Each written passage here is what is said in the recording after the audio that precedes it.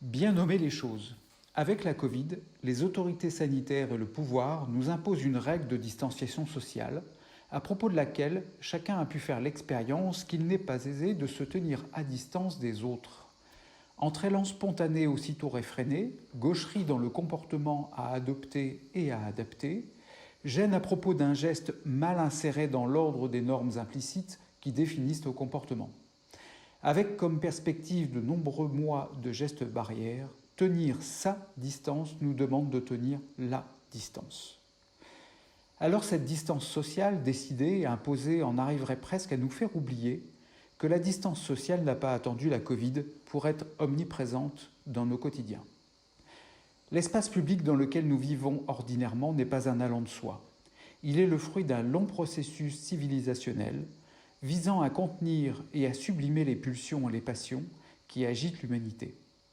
Celles qui, précisément, nous plongèrent bien souvent dans la guerre. D'ailleurs, cet espace ne peut être investi également en tout point de la planète. Nous ne pouvons pas vivre dans l'espace public de la même manière selon que l'on habite Bogota ou Zurich. Vivre ensemble pacifiquement implique de développer des normes d'interaction et d'autocontrainte sans lesquelles notre espace public ne serait pas ce que nous en connaissons dans notre pays. L'intériorisation de ces règles est indispensable pour vivre la présence du corps de l'autre comme autre chose qu'une agression. La communication non verbale, vecteur de l'expression des émotions, est centrale. Et elle est mise en difficulté dès lors que le toucher est proscrit et que le masque et son port est obligatoire. Chacun est ainsi renvoyé à la nécessité de redéfinir les significations des comportements dans des contextes dont les repères bougent. Preuve qu'un comportement n'a pas un sens intrinsèque, même si les manuels et autres dictionnaires sur le sens caché des gestes font toujours florès. Masque et distance s'invitent dans nos quotidiens et nous incitent à faire preuve de créativité dans nos relations. Des salutations et des congratulations humoristiques fleurissent comme autant de preuves de notre capacité à nous réinventer. Mais la distance sociale, hors pandémie, se trouve également ordonnée par la culture, tout comme l'est aussi par les positions sociales occupées dans l'ordre de la société.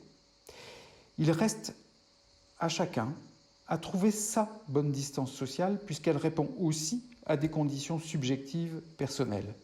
Cette organisation invisible de l'espace social existe indépendamment de la Covid-19, qu'elle contribue à opacifier un peu plus avec les règles de la distanciation sociale qui s'imposent.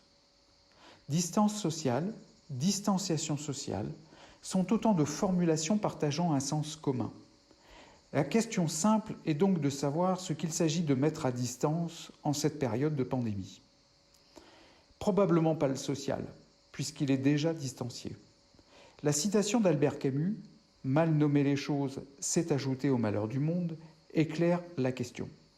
Car avec la Covid, il ne s'agit pas tant de distanciation sociale que de distance physique, ce qui n'est pas tout à fait la même chose.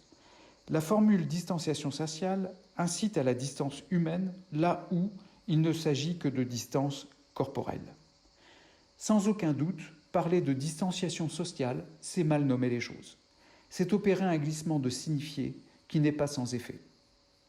Un jour viendra, peut-être, où les communicants s'intéresseront à la linguistique et au contenu du message plutôt qu'aux formules frelatées.